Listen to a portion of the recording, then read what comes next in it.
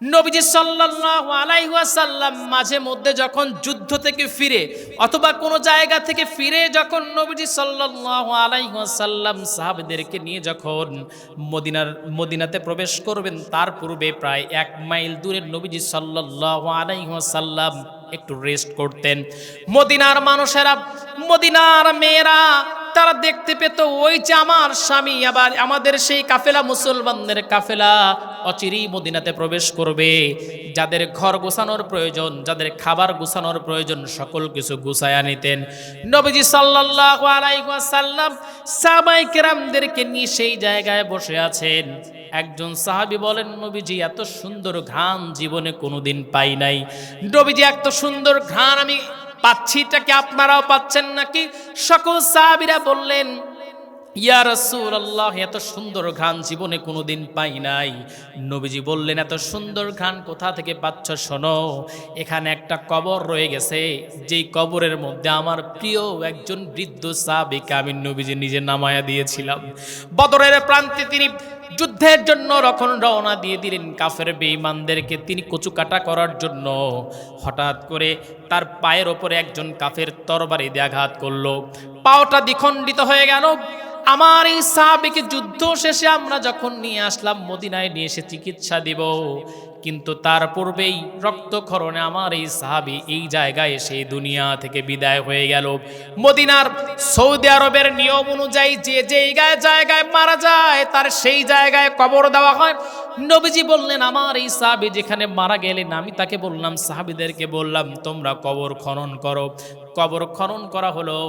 কবর খনন করার পর সেই কবরের মধ্যে আমি নবীজি নিজে নামলাম। নামার পর আমার প্রিয় সাহাবীকে আমি কবরস্থ করলাম আর আল্লাহকে ডেকে বললাম, আল্লাহ, তোমার জমিনে তোমার দিন কায়েমের জন্য আমার এই বৃদ্ধ সাহাবী পিছু পা হয় নাই, নিজের সব রক্ত দিয়ে দিয়েছে তোমার জমিনে তোমার দিন কায়েমের জন্য। আয় আল্লাহ, আমার এই সাহাবীর উপর আমি প্রচন্ড প্রচন্ড প্রচন্ড পরিমাণে খুশি ছিলাম। তুমি আল্লাহ আমার এই সাহাবীর উপর খুশি হয়ে যাও। আল্লাহ রাব্বুল আলামিন সেই দিন থেকে নিয়ে কিয়ামত দিবস পর্যন্ত এই জায়গা থেকে, তার কবর থেকে এমন একটা সুঘ্রাণ বের করে দিয়েছেন, কিয়ামত পর্যন্ত এই সুঘ্রাণ থাকবে। আল্লাহু আকবার।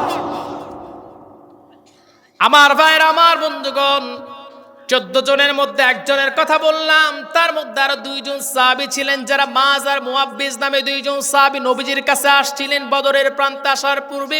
কষ্ট হচ্ছে আপনাদের? শেষ করব। 2 জন সাহাবী নবীজির সামনে এসে ডেকে বলেন, ইয়া রাসূলুল্লাহ, ইয়া হাবিবাল্লাহ, শুনেন, জিহাদের ময়দানে যেতে চাই। নবীজি বললেন, তোমার অনুমতি দেওয়া যাবে না।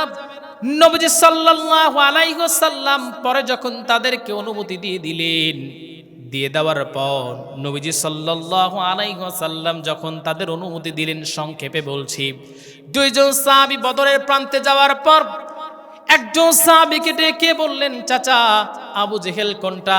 কেন আবু জেহেল রে দিয়ে কি করবা? সাহাবী বলেন, আমি যখন বললাম আবু জেহেল রে দিয়ে কি করবা, 2 জন সন্তান ডেকে বলছেন, চাচা শোনেন, মক্কার জমিনে আমার নবীজিকে সবচেয়ে বেশি কষ্ট দিয়েছিল এই আবু জেহেল। মদিনাতে আসার পর আবু জেহেল অনেকভাবে চক্রান্ত করেছে। আজকে সুযোগ পেয়ে গেছি, আমার মা আমাদেরকে পাঠিয়েছিলেন নবীজির কাছে। আমরা যখন নবীজির কাছে নবীজির কাছে অনুমতি চাইলাম, প্রথমে নবীজি অনুমতি দেয় নাই, পরবর্তীতে নবীজি আমাদেরকে অনুমতি দিয়েছেন। তারপরে আমরা গিয়া মায়ের কাছে যখন বললাম, মা, নবীজি আমাদেরকে অনুমতি দিয়ে ফেলেছেন, আমার মা এই পরিমাণে খুশি হলেন।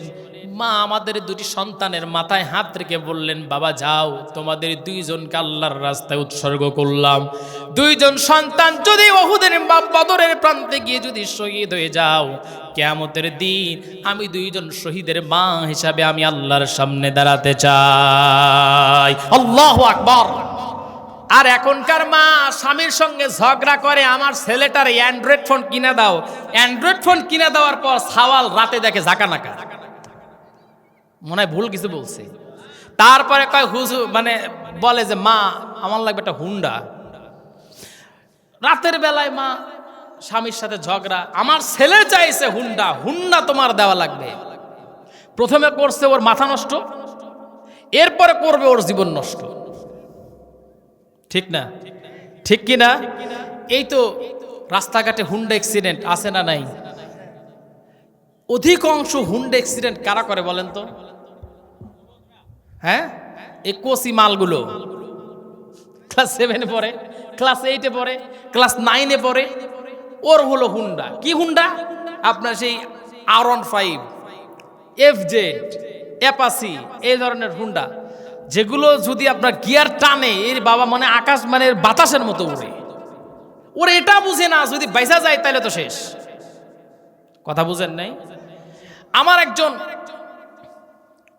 ভালোবাসার মানুষ ছিলেন, লোকটা আমার আলোচনা শুনতেন। উনি ঢাকা পঙ্গু হাসপাতালের নাম শুনছেন? সেখানে উনি চাকরি করতেন। এখন উনি বলতেন মাঝে মাঝে, হুজুর আমি এখানে আছি। এখন সম্ভবত উনি দারোয়ান, কোন চাকরিতে আছে আমি সেটা জানি না। তো উনি শুধু আমার কাছে ফোন দিয়ে একদিন কান্না বলতেছে, হুজুর একটু দোয়া করবেন মন থেকে আমাকে যেন আল্লাহ পাক ভালো চাকরির ব্যবস্থা করেন। আমি বললাম, ভাই এখানে কি আপনার ভালো চাকরি নাই? এখানে কি ভালো চাকরি না? বলে, হুজুর আলহামদুলিল্লাহ খুব ভালো চাকরি, বেতনের অভাব নাই, কিন্তু আমার মন কোনো সময় হাসে না, মুখ কোনো সময় হাসে না। তা আমি ব্যাখ্যা চাইলাম, বলেন ঘটনা কি? বলে, হুজুর কোটিপতি একটাই ছেলে, চাইছে হুন্ডা, দিছে হুন্ডা কিনা। ছেলে এত জোরে চালাইছে, মাথা নাই, দেহ আছে। এরকম প্রত্যেকটা দিন কমপক্ষে 100টা করে লাশ আসে, না কারো ঠ্যাং নাই, না কারো হাত নাই, অথচ কোটিপতি। হুজুর আপনি বলেন, এটা দেখার পর আমার মুখ কি আর হাসতে পারে? আমি তো দেখলাম আসলে কথা সত্য। পরে বললাম, ভাই আপনার টার্গেটটা কি এখন সেটা বলেন। কয়, হুজুর আমি এই জাহান্নামে থাকতে চাই না, আমি এখান থেকে বিদায় নিতে চাই। বললাম, আমি দোয়া করে আল্লাহ পাক ব্যবস্থা করেন। অনেক দিন পর একদিন ফোন দিয়ে বলতেছে, হুজুর আমি আনসারে যোগ দিয়েছি, আনসারে আমার চাকরি হয়েছে। উনি খুবই খুশি, বলতেছে, হুজুর আমি আপনাকে ব্যক্তিগতভাবে একটা মানে পরামর্শ দিই, রিকোয়েস্ট করি, কখনো নিজের ভাই নিজের আপনজনকে হুন্ডা কিনে দেওয়ার পরামর্শ দিয়েন না। তার কারণ আমি জীবনে এত অ্যাক্সিডেন্ট দেখছি, এত লাশ দেখেছি, এত হাত নাই পাও নাই এমন ছেলে দেখছি, যে আমার মনে হয় যে হুন্ডাটাই বাংলাদেশ থেকে তুলে দেওয়া উচিত। অতএব সন্তানকে হুন্ডা নয় বরং জীবন দেন। আপনারা বলেন চেষ্টা করবেন তো? পারতপক্ষে কাউকে হুন্ডা কিনে দেওয়ার পরামর্শ দিবেন না। আমি ব্যক্তিগতভাবে বলছি, আমার হুন্ডার খুবই প্রয়োজন। আমি যদি হুন্ডা কিনি, আমার এই উল্লাপাড়া, সিরাজগঞ্জ, শাহজাদপুরের মধ্যে যে প্রোগ্রামগুলো থাকে এগুলো যদি হুন্ডা দিয়ে মারি, তাহলে আমার 100 টাকার তেল লাগবে, কমপক্ষে 50-60 হাজার টাকা প্রতি বছরে সেফ থাকবে।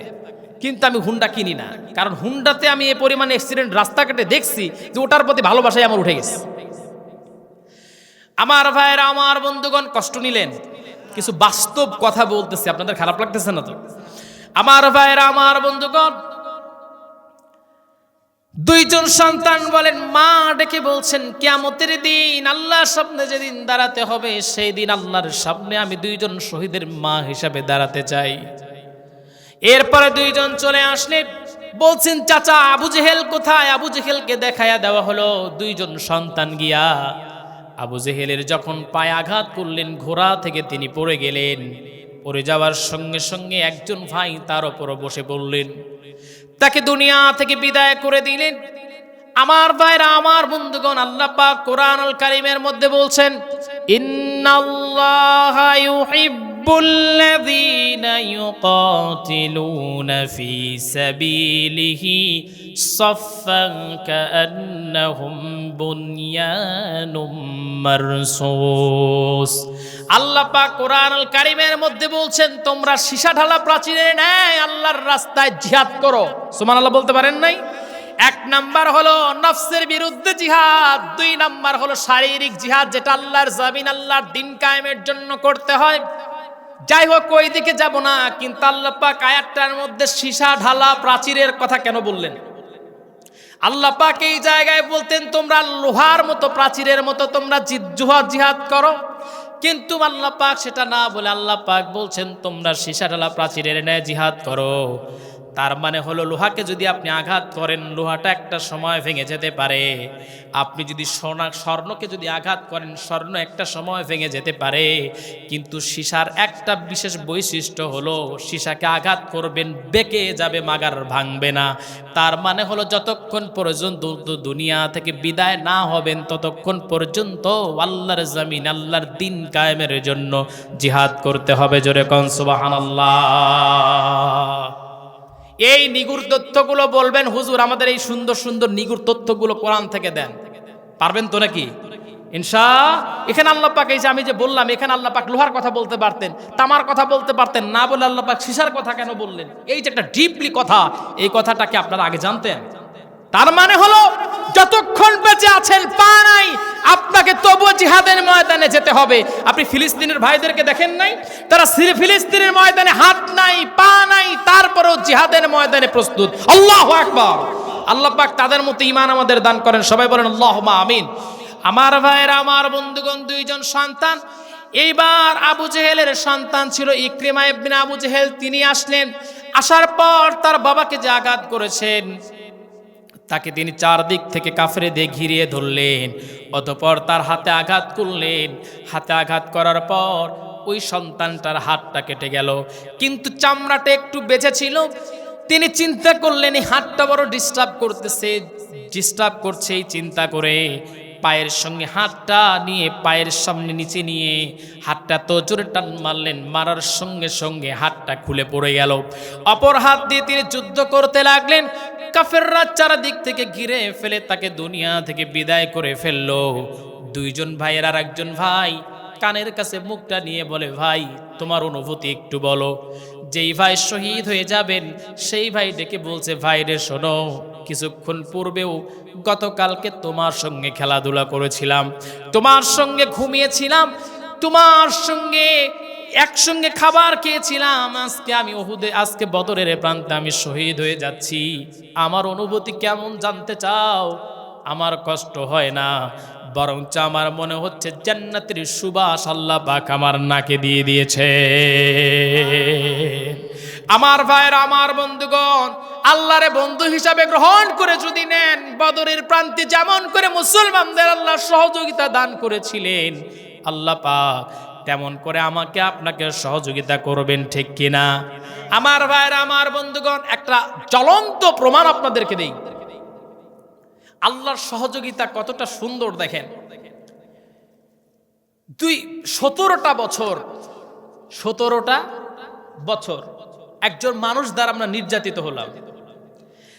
তিনি যখন গুছায়া উঠেন নাই, ঘরে গুছায়া উঠেন নাই, তখনও হেফাজত আন্দোলন গেছে, জামাত ইসলামের আন্দোলন গেছে, ছাত্র আন্দোলন কয়েকবার গেছে, সেগুলোকে তিনি সামলিয়ে নিয়েছেন।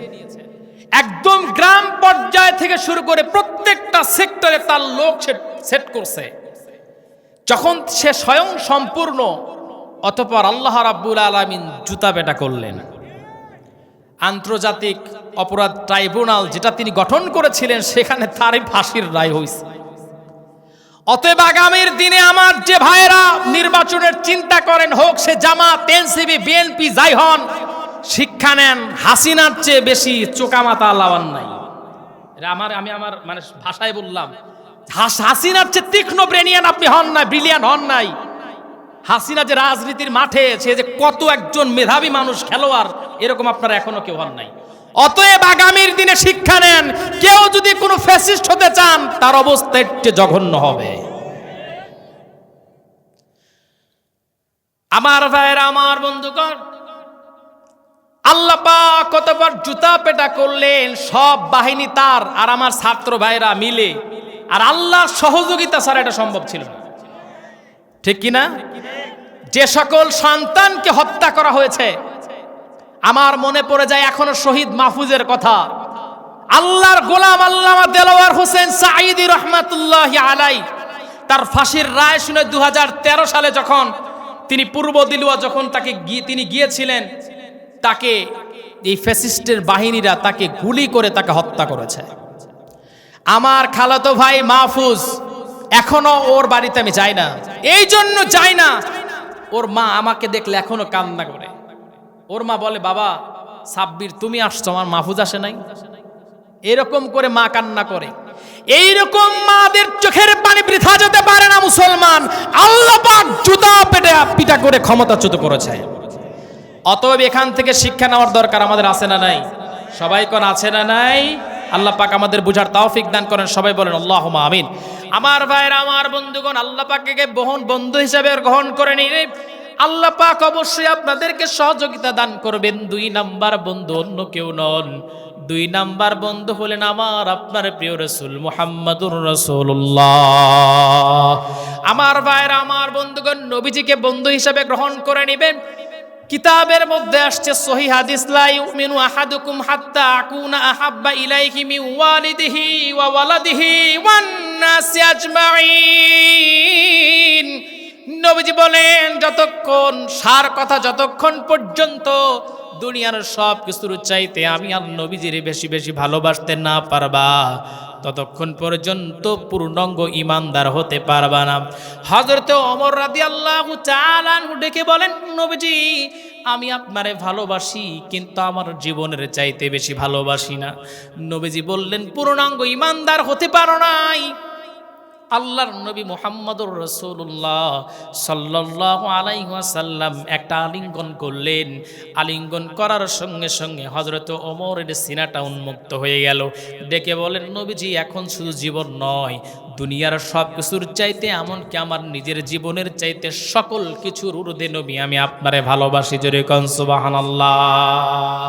একটু জিকির করি, লা ইলাহা ইল্লাল্লাহু ইল্লাল্লাহু ইল্লাল্লাহু ইল্লাল্লাহ, লা ইলাহা লা ইলাহা লা ইলাহা ইল্লাল্লাহু মুহাম্মাদুর রাসূলুল্লাহ। সবাই বলি সাল্লাল্লাহু, আর একটু জোরে বলি সাল্লাল্লাহু। ভাই আপনারা উঠতেছেন কেন? আমি এখনই দোয়া করে দিব। আপনারা উঠেন না, দোয়া করার পরে আপনারা উঠেন, সমস্যা নাই।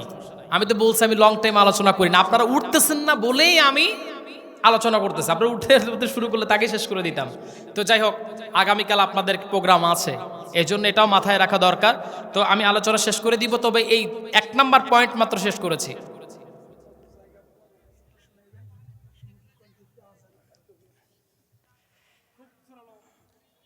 আচ্ছা, দুইটা আবেদন আসছে, দুইটার যে কোনো একটা করব। একটা গজল এবং একটা আজান। আপনারা কোনটা শুনবেন, গজল নাকি আজান? দুইটাই।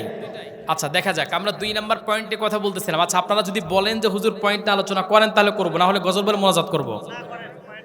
হ্যাঁ, আচ্ছা, একটু মন থেকে হাত তুলবেন, না হলে দরকার নাই। কারা আলোচনা শুনবেন একটু হাত তুলে দেখা। সবাই? আচ্ছা, হাত নামান। উঠবেন না তো ইনশাআল্লাহ? অল্প সময়। নবীজি সাল্লাল্লাহু আলাইহি ওয়াসাল্লাম বলেন, যতক্ষণ পর্যন্ত আমাকে প্রকৃত ভালো না বাসতে পারবা, প্রকৃত ঈমানদার হতে পারবে না আমার ভাইরা, আমার বন্ধুগণ। তাহলে 2 নম্বরে বন্ধু হলেন মুহাম্মদুর রাসূলুল্লাহ সাল্লাল্লাহু আলাইহি ওয়াসাল্লাম। নবীজি শুধু দুনিয়ায় নয়, কেমন বন্ধু আপনার? আজ মদিনার সবুজ গম্বুজের নিচে নবীজি সাল্লাল্লাহু আলাইহি ওয়াসাল্লাম ইয়া হাবলি উম্মতি, ইয়া হাবলি উম্মতি বলে নবীজি আমার কান্না করছেন, ঠিক কিনা?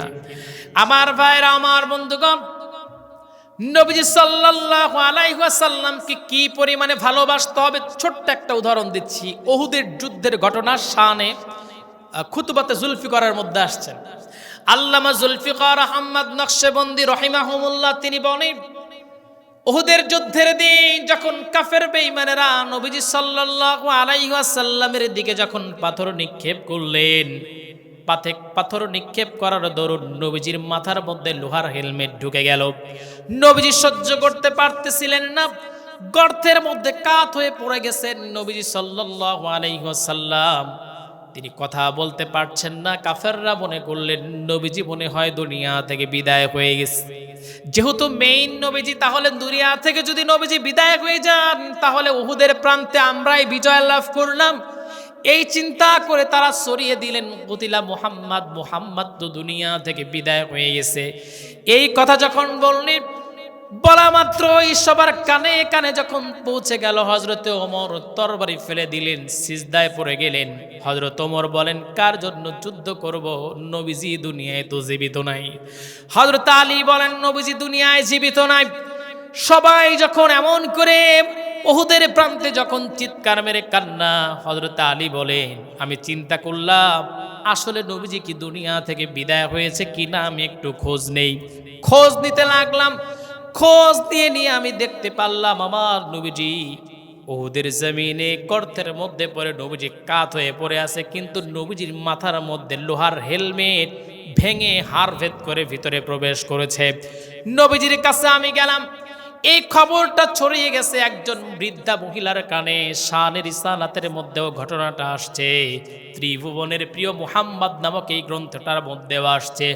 নবীজি সাল্লাল্লাহু আলাইহি ওয়াসাল্লামের একজন মহিলা অন্ধ সাহাবী ছিলেন।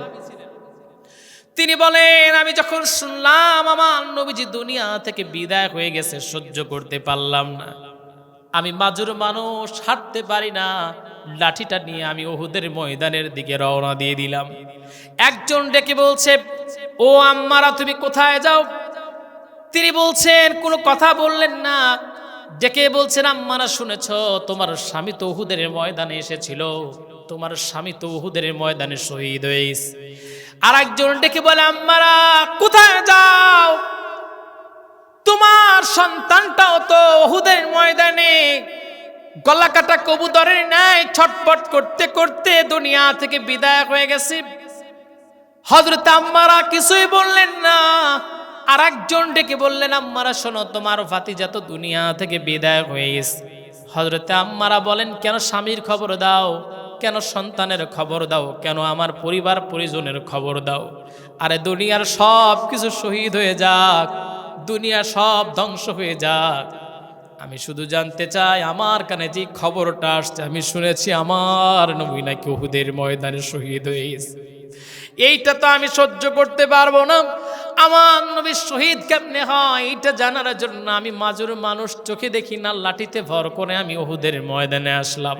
আরে আমি জানতে চাই আমার নবী কেমন করে শহীদ হয়েছেন, বেঁচে আছেন নাকি দুনিয়া থেকে চলে গেছেন, জানতে চাই। সাহাবীরা নবীজিকে গর্ত থেকে তুললেন, তোলার পর সাহাবায়ে কেরাম নবীজির চারদিক থেকে ঘিরে আছেন।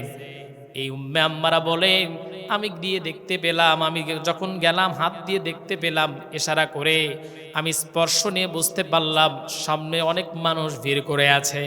আমি তাদেরকে সরায়া দিলাম, সরায়া দেওয়ার পর আমি জিজ্ঞাসা করলাম, একটু সরে যাও, আমি আমার নবীজির খোঁজ নিতে চাই। তার তো সেন্স নাই, আমার নবীজি দুনিয়া থেকে বিদায় হয়ে গেছেন কি জীবিত আছেন, আমি তো অন্ধ মানুষ, কেমনে নবীজিকে এটা দেখবো, কেমনে করে এটা আমি দেখবো, এই চিন্তা তার মাথার ভিতরে আর নাই। উম্মে আম্মারা বলেন, আমি যখন সরায়া যখন নবীজির সামনে গিয়ে যখন দেখার আগ্রহ যখন পোষণ করেছি, আমি দেখতে পেলাম আমার নবী কাত হয়ে পড়ে গেছে, তার মনে এমন মোহাব্বত নিয়ে তাকিয়েছেন, আল্লাহ পাক তার চোখের জ্যোতি ফিরিয়ে দিয়েছেন। আল্লাহু আকবার। আমার ভাইরা, আমার বন্ধুগণ, রব এই জন্য বলেন, কুল ইন কুনতুম তুহিব্বুনাল্লাহ ফাত্তাবিউনি ইউহিব্বুকুমুল্লাহ ওয়া ইয়াগফির লাকুম যুনুবাকুম আল্লাহু গফুরুর রহিম। আল্লাহ পাক বলেন, যদি তোমরা আমি আল্লাহর ভালোবাসা পেতে চাও, তাহলে তোমরা আমি নবীজির ইত্তেবা করো, আমার নবীজির অনুকরণ করো, তাহলে আমি আল্লাহর ভালোবাসা তোমরা পেয়ে যাবে। জোরে কোন সুবহানাল্লাহ।